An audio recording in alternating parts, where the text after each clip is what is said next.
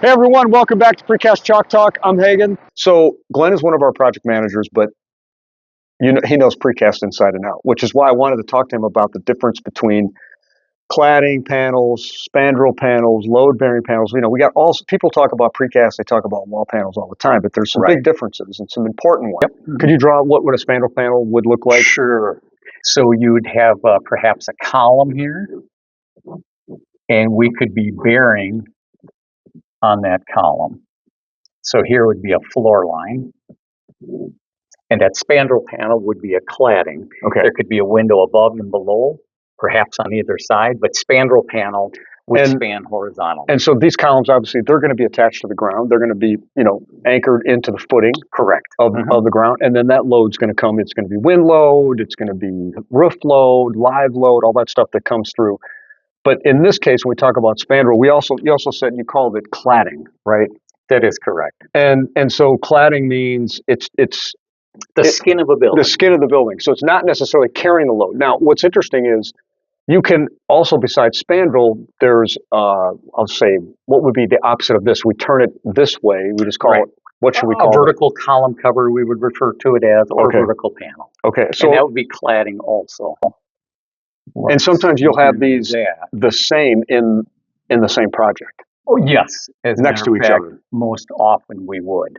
Okay. So if there were a column at this point, you'd have a spandrel left and right, and we'll draw another spandrel off to the side. So now you've got windows above and below, and you've got a vertical panel in between, which would typically be at a column line. Okay. So now this is purely cladding again. There are connection details to these floor plates. Yes, there are. If I go back to this, we would typically attach to the floor perhaps at quarter points or third points in this case. Yep. And we'd be taking all the wind.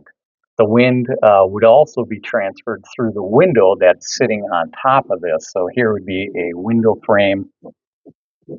So all the wind going into that window is then transferred to the precast, which is then transferred to the lateral tiebacks to the structure. The cladding is very different than what you were drawing here, which is going to be a load-bearing. This is a load-bearing, right? And in this case, what's the difference? So we have, this is the footing here. Right. We've got welded connections typically at the bottom of the panel. And then there's going to be a roof joist, right? Correct? Like it's going to go... Right. So we would either have pockets or perhaps a haunch going out the back. But in this case, now we're picking up a roof joist.